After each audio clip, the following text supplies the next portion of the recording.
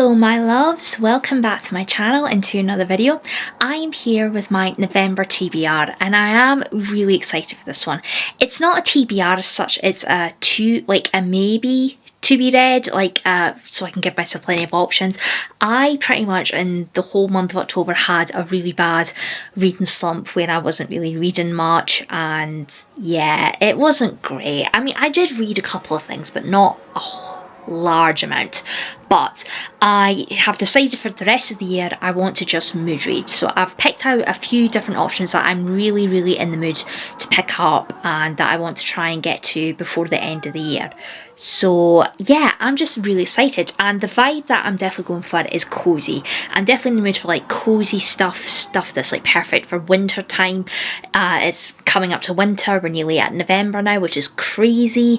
And yeah, when I'm filming this, it's currently the 27th of October, so we're just about to hit November, which is absolutely crazy. So without further ado, I'm going to talk you through all of the books that I have picked out for my TBR. I'm not doing any readathons as such in November. There is the final book support group round for the final round of the year, so I probably will take part in that, and I do have a final book on my list that I do want to try and get to for that. But apart from that, I'm not doing any readathons, I'm not doing anything that's going to be a lot of pressure. It's just going to be really chilled, and I'm just going to give myself a break from readathons for the rest of the year. So that's the plan anyway. So without further ado, let me talk you through my November TBR. Okay guys, so to kick off my November TBR, I've decided to go for stuff, as I've mentioned, that's going to be really cozy and fun, and it's definitely going to give me those cozy vibes that I'm looking for. I've picked out 10 books, so I think that will be doable for me for the month of November. 10's quite a good amount, I think. While I'm still kind of in a reading slump and not really in the mood for picking anything up, I think 10 is quite a good amount of books. So I have gone for a range of some romances and some fantasy in there, and I probably will dip into my horror bingo board, which challenge that I'm doing. So if you haven't watched my horror bingo board video, I'll leave a link to it in the box down below if you want to go and check it out, if you want to take part in that yourself. But for the majority of this TBR, it's mainly fantasy and contemporary romance, which I think is what I'm really in the mood for. And if I have time to fit in some of my horror bingo board TBR books in November, I will do that as well. But this is kind of my main TBR. So to kick off my November TBR, I've been really in the mood to read some Elsie Silver, and I am currently up to date obviously on the Chestnut Springs series and also the Rose Hill series, but I haven't started the Gold Rush Ranch series, which is the prequel series which comes before Chestnut Springs, I think, if that's the correct way it works. So I'm going to be reading Off to the Races by Elsie Silver. These are the new covers. They've just been traditionally published, and these are the brand new covers, which I really love. I love this vibe. It definitely gives me like the ranch kind of vibes. So in this we are following what's he called? I think his name is Vaughn, because it doesn't say his name on the back. Yeah, Vaughn we're following, and it's basically I don't know if it's forbidden romance. Keeping things professional with my employees has never been an issue until Billy waltzes onto my property. She's talented, feisty, and so damn tempting. We clash from the moment we meet, and I can't stop thinking about all the ways I could take her down a peg. I can't stop thinking about her, period. And in a small town on an even smaller farm, it's hard to keep my distance. Billy is the whole package, whip smart, with a body I fantasise about, and quite possibly the only woman who could save this business and me. She drives me crazy, but the more time we spend together, the more I crave her. Her lips, her trust, her heart, I want it all. But at what cost? Because suddenly I don't just want to win races, I want to win the girl.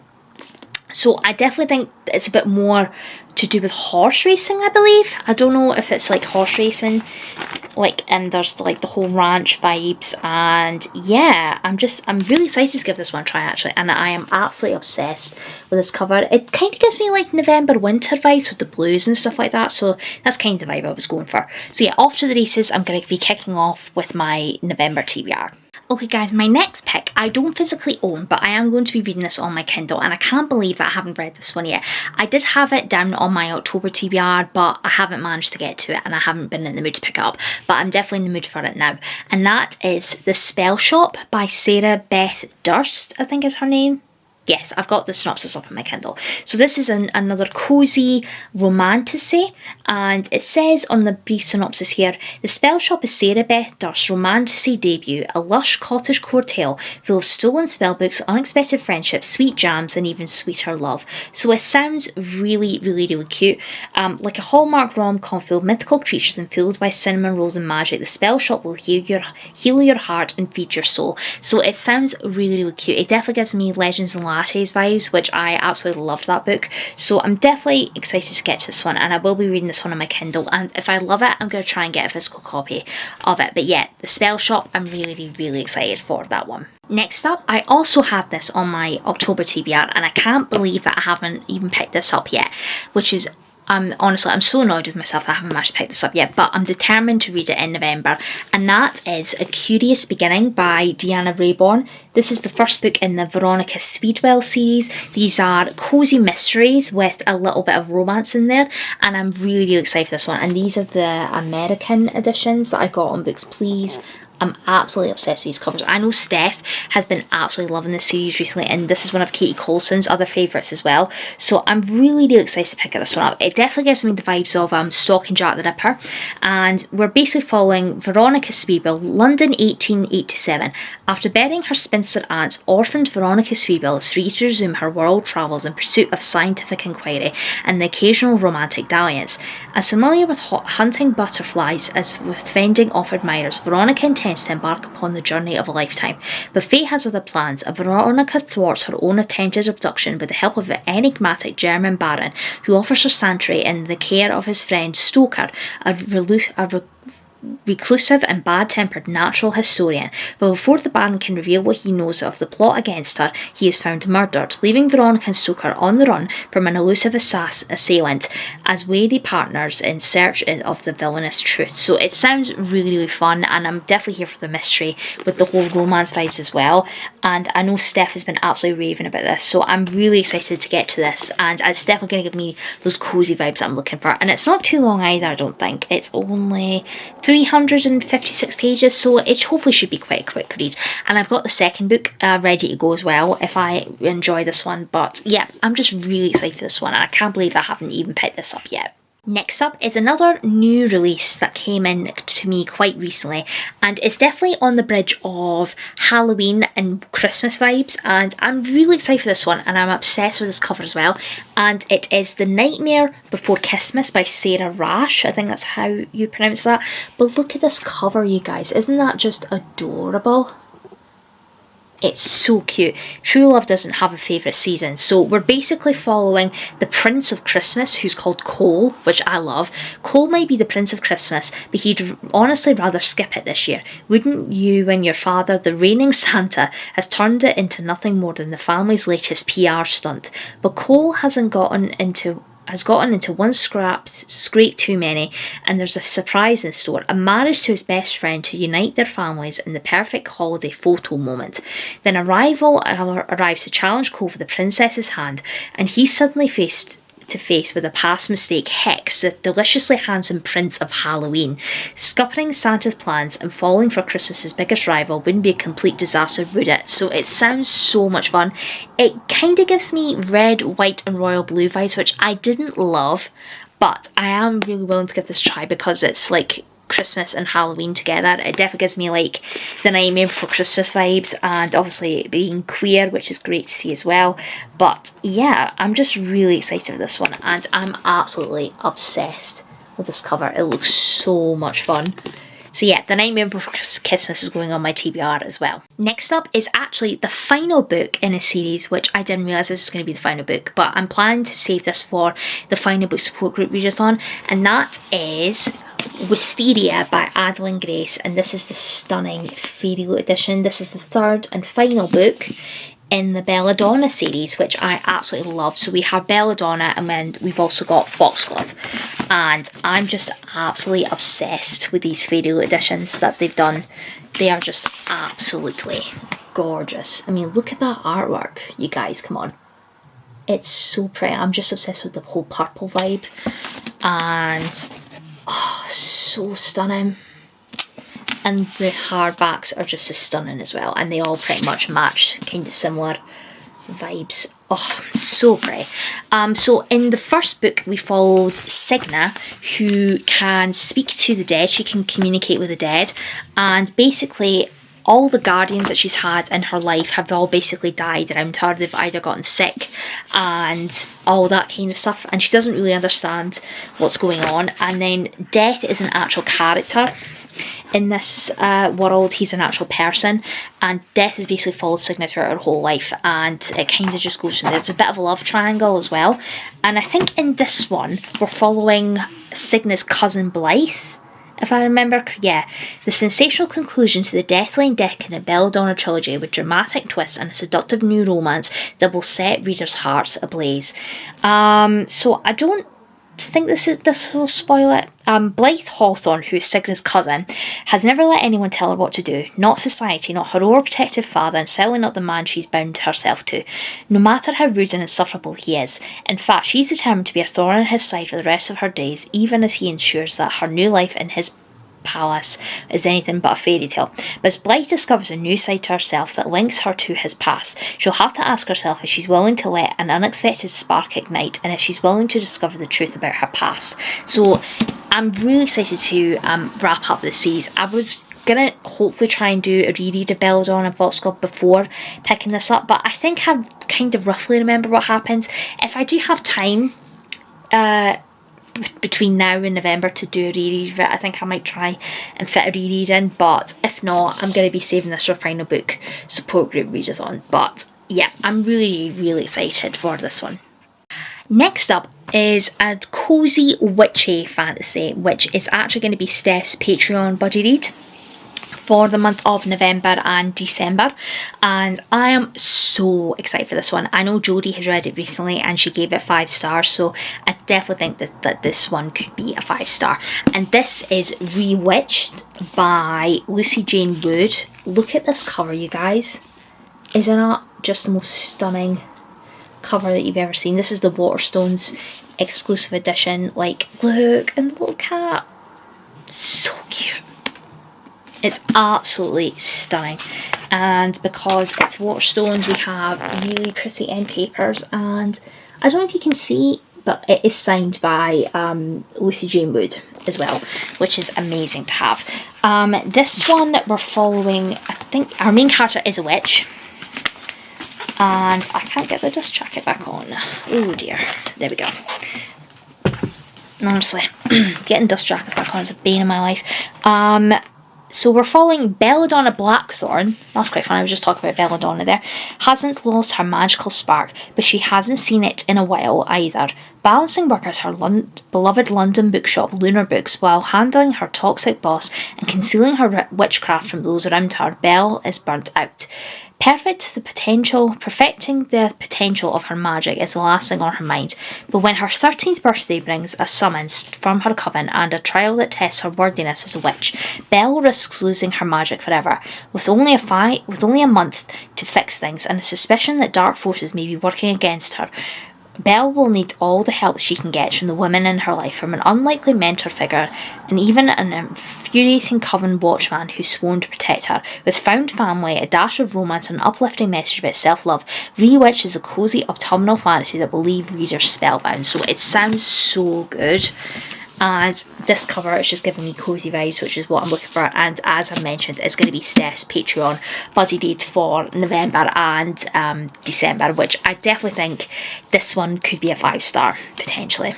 Because I haven't loved the recent picks that we've had. Apart from When the Moon Hatched, that's probably the best one that I've read so far. But this one, I'm so excited for it. And I definitely think it's going to be a 5-star. I'm so excited. Okay, so next up, guys, is another Fairy Loot special edition that I've been meaning to get to since I got it. It came in one of the Romantasy boxes, I think, which I have actually cancelled the Romantasy because I wasn't enjoying the picks that I got from that. But this one I am really, really interested in. And it is the Ren and the Ren and the Holly Library by Katie Lind, and this is a Beauty and the Beast retelling, which is one of my favourite fairy tales to read retellings for. I read Bonded by Thorns, which was another Beauty and the Beast retelling, and I absolutely loved that, and I'm definitely really keen to continue on with that series. But this one is a Beauty and the Beast retelling, and this edition is just absolutely stunning. Like, I don't know who this man is, but he's gorgeous. Very pretty, and very pretty. So in this we're following our main character, who is called Kierce, I think that's how you pronounce it. In a world where monsters are real, a thief should be careful of who she steals from. Street thief Kierce should have known something wasn't right. Now she's trapped in a library with a monster, and this being filled with terrible power and darkness, is well within his rights to kill her. By trespassing, Kierce has broken the fragile peace treaty between monsters and humans, but instead of killing her, Graves as the unexpected, he offers her a job, a chance to find out who she really is. Kierce has always known she's different, that she can do things a little better, a little faster, and then there's that sense that she has that when she's in danger, when danger's only a breath away.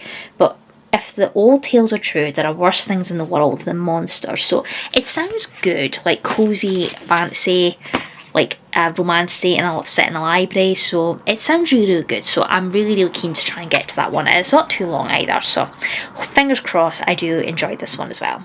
Okay guys, so next up, I can't believe I still haven't picked this one up yet as well. Honestly, I'm just kicking myself with not having picked these up yet, but I'm desperate to read Somewhere Beyond the Sea by T.G. Klune. This is the sequel to The House in the Cerulean Sea, which was a 5-star read for me, and I absolutely loved it. And in this one, we're following Arthur, who runs the House in the Cerulean Sea, which you can see here.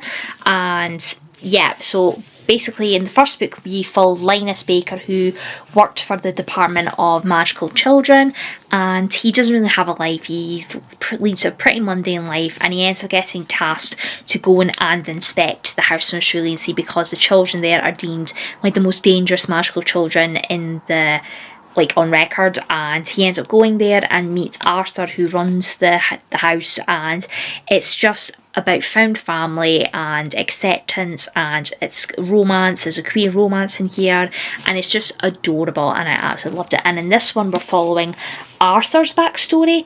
Arthur Parnassus built a good life on the ashes of a bad one. He's the headmaster of the orphanage for magical children on a peculiar island, assisted by the love of his life, Linus Baker, and together they'll do anything to protect their extraordinary and powerful charges. However, Arthur's forced to make a public statement about his dark past. He finds himself fighting for those under his care. It's also a fight for the better future that all magical people deserve, but Arthur knows that they've reached breaking point when the new orphan joins their island home, an orphan who finds power in calling himself a monster, a word Arthur's tried so hard to banish to protect his children. Challenged from within and without, their volatile family might grow stronger, or everything Arthur loves could fall apart. So it sounds really, really good, and it's definitely giving me those cozy vibes that I'm definitely looking for. So I'm so excited for picking this one up, and I managed to get a signed indie bookstore edition of this book as well, and it's just absolutely gorgeous with the sprayed edges, and I absolutely love it. So yeah, I'm really excited to get to this one as well. Next up is a book that I got fairly recently in the September Fairy Loot, I want to say. Yeah, I think it was a September Fairy Loot. Let me double check. Yes, it was a September Fairy Loot, and I've been really excited to pick this one up ever since I got it, and that is The Dagger and the Flame by Catherine Doyle.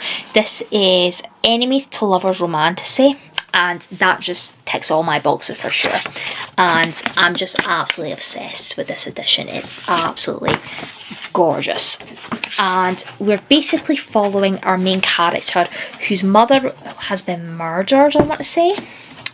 In Phantom, a kingdom of cobbled streets, flickering lamplight, beautiful buildings, secret catacombs, shade magic is a sacred and deadly commodity controlled by two enemy guilds, the Cloaks and the Daggers, the Thieves and the Assassins. On the night of her mother's murder, 18-year-old Seraphine runs for her life. Seeking sanctuary with the Cloaks, Sarah's heart is set on revenge, but are her secret abilities a match for the dark-haired boy whose quicksilver eyes follow her around the city? Nothing can prepare Sarah for the moment she finally comes face-to-face with Ransom, heir to the Order of the Daggers, and Ransom is shocked to discover that this unassuming farm girl wields a strange and blazing magic he has never seen before. So it sounds really good. It definitely gives me these Violent Delights kind of vibes, with the whole guilds kind of thing, like the whole gang kind of vibe. But obviously Cloaks and Daggers are like more of assassins, and yeah, I'm just really excited. I've never read from Catherine Doyle before. Catherine Doyle writes with Catherine Webber on the Twin Crowns series, and I have been really meaning to get to that series as well. But yeah, I've just been really desperate to pick this one up, so I'm really excited for this one too. Okay guys, and the final book I've decided to put on this TBR is a little bit intimidating to me, and I don't know if I'm going to enjoy this one, but it is on my 12 books and 12 friends list. The lovely Emma, I think it was Emma, put this one on for me, but I know Jade read this book this year, at the start of this year, and I think it's currently her favourite book of the year. Gavin has read it, and I think he gave it 5 stars, and Becca from Becca and the Books has read it as well and gave it 5 stars, so it's definitely got a lot of hype and a lot of praise for it, but I am a little bit nervous because I've never read something like this before, and I've kind of been in a bit of a high epic fantasy slump, but it's on my shelves and it's on my 12 books and 12 friends, and I have been meaning to get to it all year, and I've just been really scared and putting it off, but I'm going to do it by the end of the year, and that book is The Will of the Many by James Islington, I don't know how you pronounce that. I think it's Islington, James Islington, but this is an absolute chonker. But I've seen really, really good things and heard really good things about this one. And this one is set, I think it's Roman inspired, I believe, which I've never really read a Roman inspired epic fantasy before. And the synopsis is really, really long, so I'm not going to read the whole thing. But it says on the kind of brief synopsis up here, at the elite Katinan Academy, a young fugitive uncovers layered mysteries and world-changing secrets in this new fantasy series by internationally best-selling author of the Licanius trilogy, James Islington. So I think the Licanius trilogy is The Shadow of What Was Lost, I believe. It's in that series, which I have heard good things about as well, but I'm just really scared that I'm not going to enjoy this and it's not going to be for me, but I'm going to give it a try. It's on my 12 books and 12 friends list, and I've seen a lot of praise for this one, and it's been on a lot of people's favourite books of the year list for 2024, so yeah, I'm going to give it a try and see how I get on with it. I'm just really intimidated by the size of it, and it's like probably going to be really dense, and I'm just really terrified, but I'm going to give it a go and see how I get on with it. But yep, that is my final book I'm going to add on my November TBR. Okay guys, so that is my complete November TBR. I'm really excited for all of these books. I think it's definitely a right choice for me to do some book reading for the rest of the year, and yeah, try and break myself out of this slump, and yeah, I think it's definitely going to be a good time. I'm really excited for all these book picks, especially more of the cozy fantasy stuff, which I think I'm definitely in the mood for. But do let me know, guys, what are your November reading plans? Are you doing any readathons? What books are you trying to get to by the end of the year? Let me know. And yeah, if you liked this video, give me a like and subscribe. I would really appreciate it, and I will see you all in my next video very, very soon. Bye, guys.